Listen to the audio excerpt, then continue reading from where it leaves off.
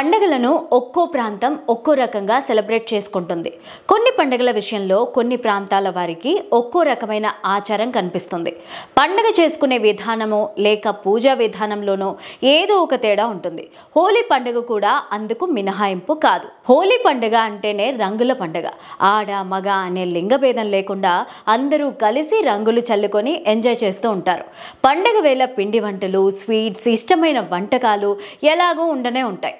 ఈ విషయంలో చాలా ప్రాంతాల్లో పెద్దగా తేడాలుండవు. కానీ పండుగలను సెలబ్రేట్ చేసుకునే ఆచార వ్యవహారాల్లోనే కొన్ని నియమాలు, తేడాలు ఉంటూ ఉంటాయి.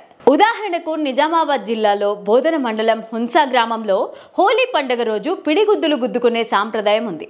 ఆ రోజు గ్రామస్తులంతా ఊరి నడి మధ్యలో ఒక్కచోటికి చేరి పెద్ద తాడు కడతారు. ఆ తాడుకు ఇరువైపులా నిలబడి ఒకరినొకరు పిడిగుద్దులు గుద్దుకుంటారు.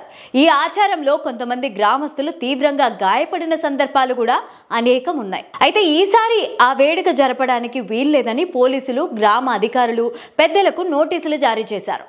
దీంతో ఏళ్ల తరబడి కొనసాగుతున్న ఆచారాన్ని అడ్డుకోవడం ఏంటని గ్రామస్తులు ఆందోళనకు దిగారు.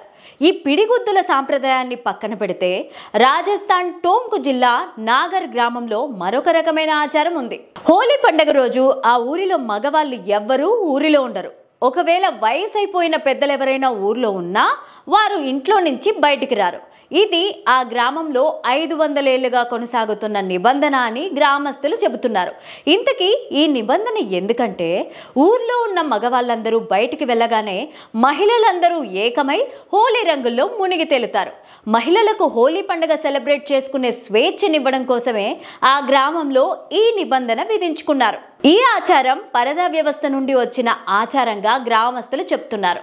ఉత్తరాదిన అనేక రాష్ట్రాల్లో ఇప్పటికీ స్త్రీలు, పురుషులు తమ ముఖం కనిపించకుండా ముఖానికి చున్నీ అడ్డం పెట్టుకునే సాంప్రదాయం ఉంది.